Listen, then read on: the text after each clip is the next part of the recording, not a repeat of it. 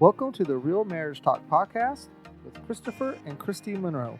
On this podcast, we talk about real life, we share our real marriage, and we have real talk.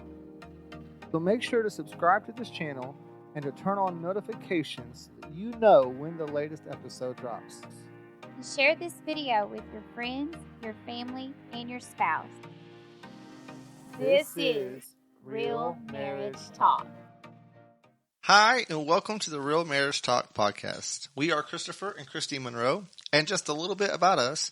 We have been married for 17 years, and during those 17 years, we've hit a lot of highs and lows, good times, bad times. We have lived out the for better, for worse, for richer, for poorer, in sickness and in health, and we have experienced a lot of those moments over the last 17 years, and we have learned a lot.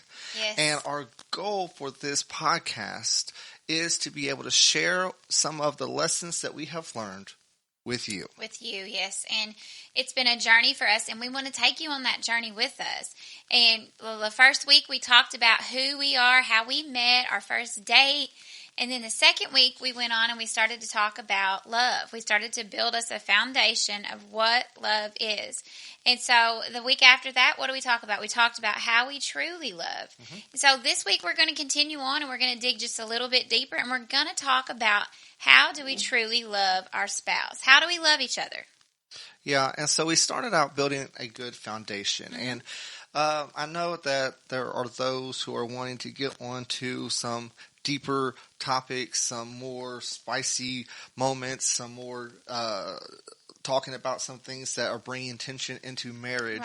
Right. But being a construction guy, for those that don't know, I own a construction company, and we specialize in concrete. And the first thing that happens on a construction site is the foundation has to be laid. And it has to be a good foundation and a solid foundation. If not, what we build on top of that will crumble. And so we want to start by building a good, solid foundation, talking about what love is, because it is our belief that we misunderstand what love is. And so we talked about the different types of love that we experience. And for the sake of this podcast, we are going to focus on two: this eros type of love, this romantic love that has to do with our emotions, our feelings. It's attractional. It's the spark that made us be interested in the first place. And the thing about the eros love is it fluctuates with our feelings and with our emotions. And in the good times, yeah, it's right there. But in the hard and difficult times, sometimes that eros type of love is hard to find. And that's our goal, is then to have our love to mature into this agape type of love, this steady love, this constant love, this pure, sacrificial love that really means that I am making this choice that I'm going to love you regardless. No matter what. In the good times and the bad times, when things are easy and when things are hard, because it takes that choice, that decision beforehand that says, I'm going to love you even when. That's what's going to get you through, because the feelings sometimes will fluctuate with the situations and the circumstances around you. With this agape love, it is not affected by the circumstances around us. And we talked about how to know how to love. We had to understand where it all started. Yeah. And so we believe that if we have questions, then we look to the Bible for answers. Right. And we looked last week at the words of Jesus when he said that the greatest things that we could do is to love God with everything in us and to love our neighbor as ourselves.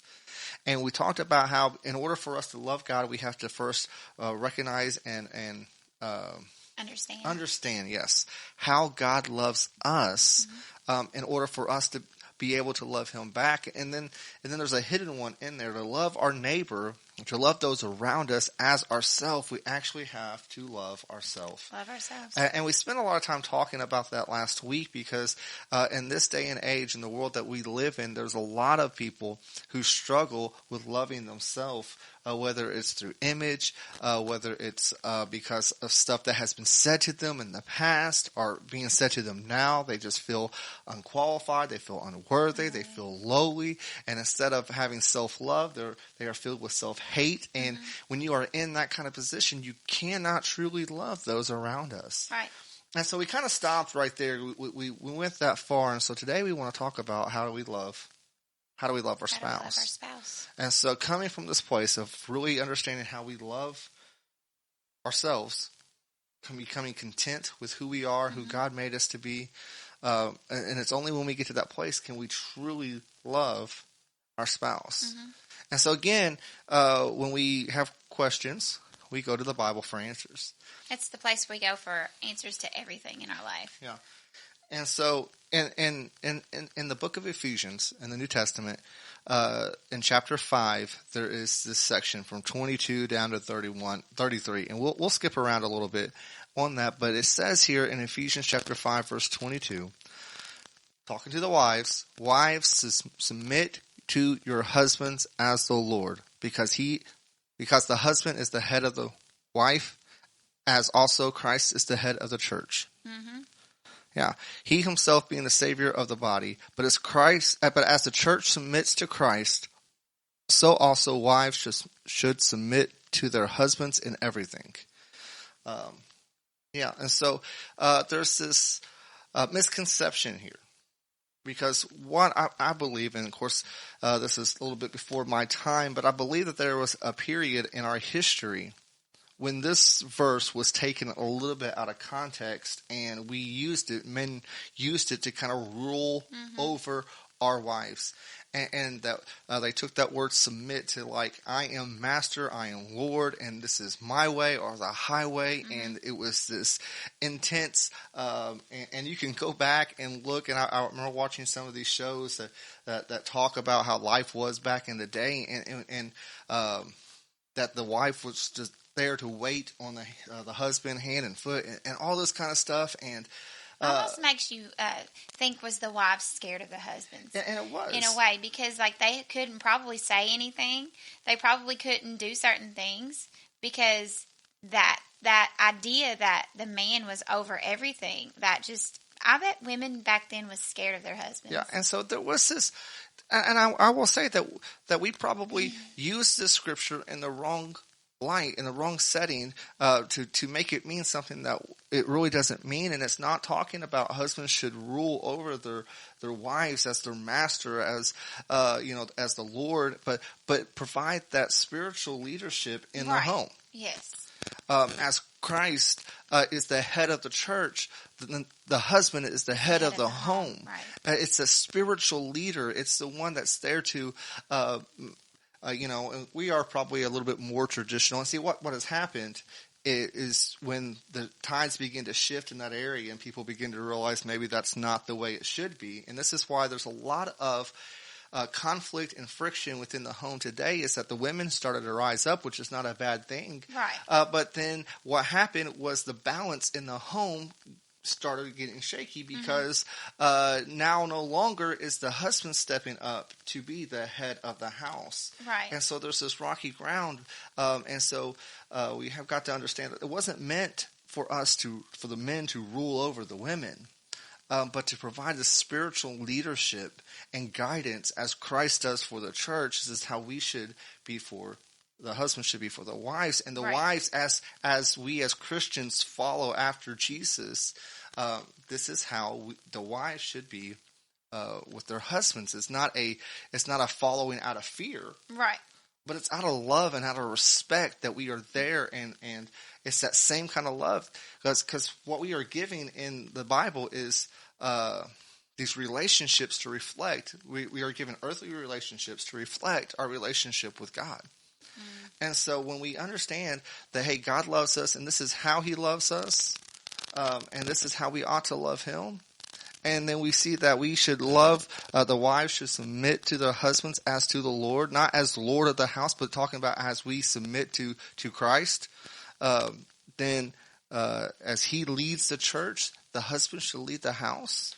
And when this balance is set in the right place, and it's used not to take advantage of, right, but to lead the house, and really kind of trying to think of just how to say it, to not rule it, but to watch over it. Yes. To watch over the household, to make sure everybody is where they should be in the spiritual sense. Like as a guide. Yeah. You're our guide in our home. You are the guide, the father, and just the head of the household. You know, the leader. You're the leader of our home. And when we come to understand and have this balance, and see, it goes on here in Ephesians chapter 5, verse 25, and it says, "Husbands, love your wife just as Christ loved the church, and he gave himself for her." So there's this balance. So it's not that Nobody rules over the other. Nobody rule. I don't rule over you, and you don't rule over me. Right. It's a thing of like, I know where I fall. Like you're here, and I'm here, and you don't rule me. You don't boss me, but I understand that I respect you as a leader of our home. Yeah. And I think that's where a lot of people mess up, because like you said, the balance. Women have stepped up and they think, well, I work, so I should be the head of my household, not my husband, you know, and that's where a lot of marriages get rocky when it's that attitude. You know, the women want to be like, well, he don't work, so I'm the provider, and that means I'm the head of our house. And then that's where a lot of problems start happening. Yeah. And again, not saying that, you know, one is higher or greater than the other. Not saying that women should not be able to go out and provide a living and help their home. And a lot of places here, luckily, where we live, we can get by on one income. Right. Several years ago, we moved back to my hometown in Indianapolis, and I realized why everybody has to work, because the cost of living is so much. It takes two to make it happen. And so understanding that, and here's the big part, is that it's not one versus the other, but we are a team. And we help one another out. Exactly. And so I want to look at this in Colossians, and this says it a little bit differently. It says it kind of the same message, the same meaning, but it says it in a different way. And in this translation, which is the Message translation, it says it like this: "Wives, understand and support your husbands by submitting to them in ways that honor the master." So it's not even about pleasing your husband. It's because of the love that we have for Jesus that we should understand and support by submitting to the husband. True. And it goes on to say in verse 19 here in Colossians chapter 3 that husbands, go all out in love for your wives. I like that. Do not take advantage of them. And so I think that's where we kind of got it wrong in times past, is that we would use these verses and take advantage of our spouse. And it's really when we come to this place where we understand that we are on this team, and my biggest goal in life is to provide and to make sure Christy has everything that she wants or she needs. That's my biggest goal as a husband. And I would say that it's the same goal for her, because I experienced that. Right. And I see how she goes out of her way to make sure that I am provided for and I'm taken care of. And it's the little acts like this that really show the love for one another. Yes. Simple acts of kindness towards each other. That is one of the tips. I was looking through some marriage tips, and one of the first ones is to show a daily act of kindness to your spouse. Yeah. And so how many times do you actually do that every day? Like, Christopher is one of the kindest, hardest people I know, kind-hearted people. And he's kind to me. He opened the door for me today, and I was like, "What are you doing?" He's like, "I'm going to open your door." And so it's little things like that is what shows your spouse that your goal is to make each other happy, because you want to serve them, you know, in anything. Yeah. It's good stuff. Yeah. And so we spent a little bit of time talking about the wife's role in this a little bit, and that the husband is role a little bit in this. But it goes on, if we jump back to Ephesians, that in verse 28 it says, "In the same way, husbands ought to love their wives as their own bodies." Mm-hmm. So not only are we to love our wife as Christ loved the church, is what it says in 25, and gave himself for her, which means that there is a sacrifice that has to be made on our part, guys. Mm-hmm. That we need to sometimes lay aside our wants, our needs, our desires, in order to make sure that our wife is taken care of. And I remember reading a devotion several months ago talking about this, and the authors was talking, it was a husband and wife who were talking about a struggle that they were going through. And one thing the guy said that really kind of stuck out to me was that he said, this whole time they've been dealing with this issue, he said, I was holding on to my rights as a husband and not paying attention to her needs as a wife. And sometimes we get so focused on ourselves and what we want, what we desire, what we need, that we are forgetting the other person when, and I've already said this and we'll say it probably a lot more, that guys, our number one goal should be that our wives are taken care of, that they feel loved, that they feel like they are wanted and needed. And sometimes that means dying to ourselves a little bit, laying down our lives, giving up some of our wants, our desires, just so that we can make sure that our wives are taken care of. And I think it goes the same for the women, not just the men, because I think women feel the same. Like, if I want you to truly be happy, there's things that I'm going to have to lay aside. I'm going to have to lay aside some of my cleaning sometimes. We was talking the other day about how there's got to be something that each of us annoy each other by. Like, what is something, and I asked Christopher, like, what is something that I do that annoys you? And he thinks that it's annoying that I clean so much. So he's like, and then it makes me feel bad because we start to talk about it. And he's like, sometimes I just wish you would come and sit with me and watch TV instead of cleaning. And I didn't realize that until he said that. It kind of almost made me cry, honestly. I see, and I'm a little bit of a slob, so I can deal with the mess. I know she can't, and it's hard for her, but I'm a little bit of a slob, so I can deal with the mess because I'd rather just spend the time relaxing, because we don't get to do that a whole lot. But the thing about it is, guys, husbands, when you are giving up some of your husband rights and you are dying to yourself and putting your wife's needs in front of yours, and making sure she's taken care of. And wives, when you're doing the same thing and you're dying to yourself and you're putting your husband's needs in front of making sure that he is well taken care of, then you know what's happening is that both of your needs and your wants and your desires are being taken care of, but it's following the proper order because we are giving, and it's this balance, it's this give and this take, and we are showing our love instead of showing how selfish that we can be. And some of us can be pretty selfish sometimes. And yeah, so if we could spend our time, pampering our spouse, and making sure that they have everything that they want. We talked about we've had good times, we've had bad times. We've had a lot of struggling years financially in our marriage.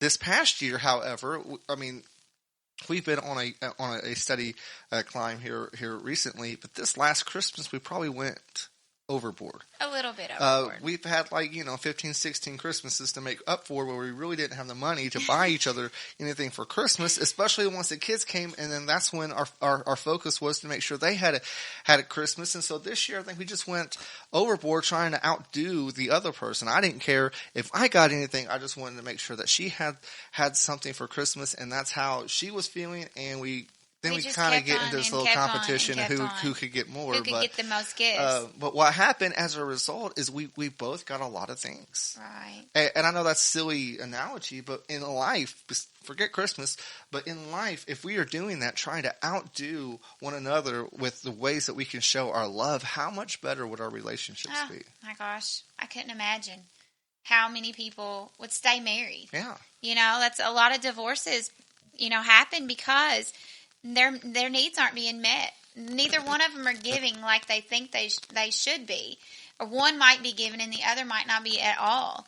And that's where you see divorces start to happen when one is doing the work and the other's not doing a thing. And sometimes that's where it has to start. Mm-hmm. Sometimes you have to see that spark, that initiative for if you are in this relationship that's kind of stale, kind of cold, and you guys aren't getting anywhere. Well, maybe be the one that steps up and says, You know what, I'm going to forget some of my needs. I'm going to forget some of my wants, and I'm going to make sure that I am showering my spouse with love, attention, gifts, finding out what their love language is and giving it to them, how whatever it takes to kind of get there. And what will happen, hopefully, is that will begin to soften their heart when one person begins to take initiative like this.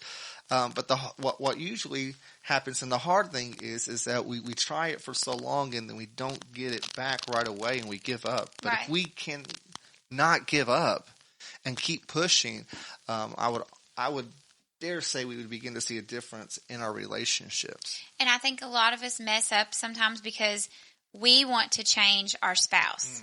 We want to change what they're doing. We want to change what their actions are. And we cannot do that. We cannot focus on what they're doing. We have to focus on our own heart. And when we change our own self, then that's when you'll see the relationship change. I think I heard somebody in a sermon say that last week. When I change me, it'll change us. So you have to focus on your own self and changing your own self before you can actually change your relationship for the better. Yeah. And so that's good stuff. And I think that every couple probably deals with it at some point of their marriage. And we are learning, and we have learned what the right things are to do to make our marriage work and make it happy and stay happy. And the one thing that is a constant reminder to me is, and we can look, and it talks about this in Genesis, but it says it here in Ephesians again in 31, that for this reason a man will leave his father and mother and will be joined to his wife, and the two will become one flesh. When you think about it like this, being one, being part of one another, then you are going to take care of your body. And it talks about this, for no one has ever hated his own body, but he feeds it and he takes care of it. And if we are one flesh and one body, then we are going to feed and take care of our body. And this is how the relationship should be. When we talk about how do we love our spouse, it's by feeding and taking care of, maybe not literally speaking, but feeding into that relationship positive things.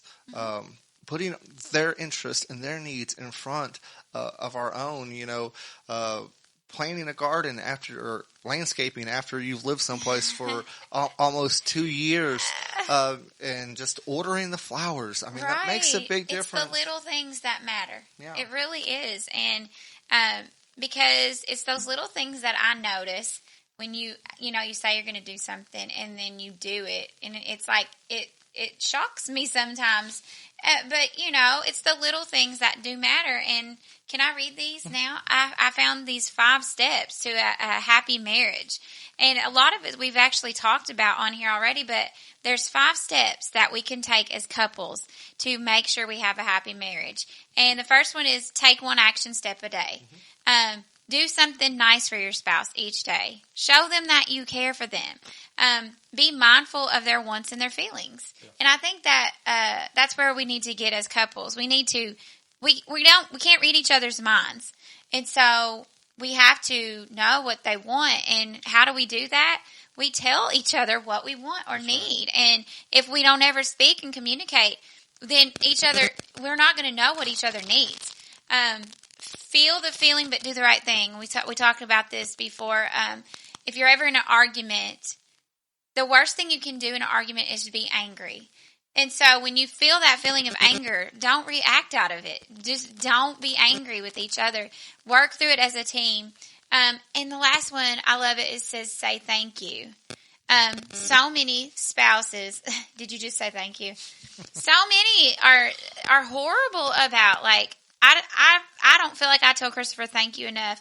Thank you for providing for our family. Thank you for helping me out with the kids in the mornings when they go to school. We have to say thank you so they will know that they're appreciated. And I think that's a big thing. We want ourselves. We want to feel appreciated. And when your spouse tells you thank you for things, it makes you feel appreciated. And so those are just 5 little tips I wanted to share. And I think they're good tips. There's like a million. There has to be a million tips to a happy marriage, but those are just 5 really good ones. Yeah, and we'll talk a lot about different ways that we can do to show our love.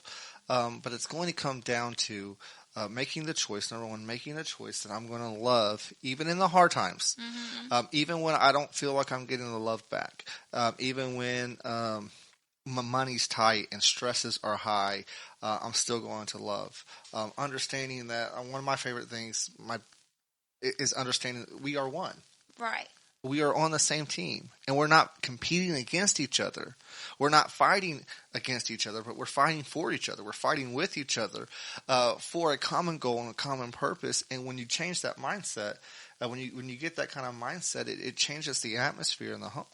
Oh, yeah. And then just making this decision to put your spouse's wants and needs Above your own. above your own. Mm-hmm. Loving your spouse, your wife, as Christ loved the church, and He gave Himself for it. He literally laid His life down, and all He asks us to do is to lay down our wants and our desires to make sure that our wives are taken care of. Yeah. And Same way goes for the wives, submit to your husbands, not because they are Lord and Master, because out of this love and respect. That you have for them, that you are going to then put their needs above your own to show them that you're loved. And it comes to this, and I just like the way it said that in the message. Wives, understand and support your husbands by submitting to them in ways that honor the master. Husbands, go all out in love for your wives and do not take advantage of them. And I think it could be for the wives and the husbands both. Yeah. Wives, go all out for your husbands and don't take advantage of them. And I think it goes both ways. I do too. I think I think it really does apply to both. And so I think that's really good for all of us. Go all out in love. Go all out for each other. And don't take advantage of one another. Right. And that's where we see a lot of problems in marriages these days. I think a lot of couples take advantage of each other. And it's really sad how many people you see that are married even people who've been married for years, and they end up divorced because they never understood what true love was. Mm-hmm. They never understood how to show that love to their spouse. Yeah, and this is why it's so important to build that foundation. Mm-hmm. Because when things get rocky and things get shaky, if it's built on, they will. It will. Storms in life will come. There will be good times. There will be bad times. That's why they put that in the marriage vows, because somebody knew, hey, there's going to be a good time and there's going to be bad times. And so we're making the decision right now. That's what we're doing. That's what that vow is. It's this commitment, this decision to say that I'm going to love you even when things are going good or bad. Mm-hmm. And as hard as it can be, it is hard sometimes. Mm-hmm. Even in the bad times, it is hard to love your spouse. And we know this from experience. Yeah. And so we look forward to sharing more of our experiences with you guys in the near future, and just more of our story and more of our life. And it's exciting. It's exciting. So, yeah. What do you got? So thank you guys for joining with us today. Yeah. I hope that you will continue this journey with us as we begin to talk more and more about practical ways that we can show love to our spouse, and as we even dive into these complicated topics of what happens when there is friction and arguments and disagreements and betrayal and hurt and all this kind of stuff that we will cover as well. And so just thank you for joining with us. Yes. We want to invite you to come along and connect with us even more on Facebook. And yes, the Real Marriage Talk. What is it? Yeah. Real Marriage Talk. Yeah. It's a page. It's a group. Yep. It's a page. It's not a group. It's just a page. Facebook.com/Real Marriage Talk. And you can find us and you can connect with us, like the page. We post daily inspirational and among other things, and so you can connect with us there. If you have questions that you want us, or topics that you want us to cover, situations, experiences, you can send those into us at questions@realmarriagetalk.com. Okay. Yeah. That's good. I forgot all about that. Well, we haven't gotten any emails in yet. So send us your questions. Send us your advice that you would like to have talked about, or your suggestions. Just anything marriage. Yeah. That's what it's all about. And it's so exciting to us to be able to do this. Yes. And connect with us and reach out to us and just let us know you're listening. Yes, for sure. All right. Hey, we will see you guys next time. Hope you guys have an amazing week, and be kind to your spouse. And show them some kindness each day. Show them a little bit of love each day. Yep. All right. All right. We'll see y'all later. Bye.